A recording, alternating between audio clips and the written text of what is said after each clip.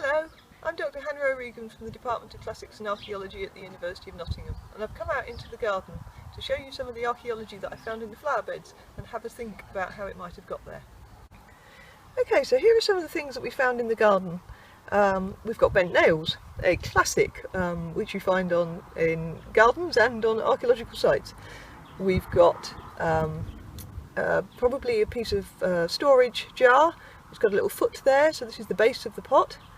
We've got a piece of flower pot, a bit of blue and white pottery, and you find blue and white pottery everywhere, and a rather nice bottle top. Now, this is the sort of thing that you find in gardens, but you also may find this sort of thing when you go out and you're walking around in the country. Now, those have got two different sorts of sources. When we find it in the garden like this, it's probably come out of the house, and in the time before you had municipal council collections, when you had rubbish from the house, you deposited it in the garden. So the kitchen waste would come out and the broken pots, etc., and they'd all just get piled up out here, and eventually it became incorporated into the garden. When you're out on a country walk, what you're finding out there is something slightly different, and that's probably got there as a result of something called night soil.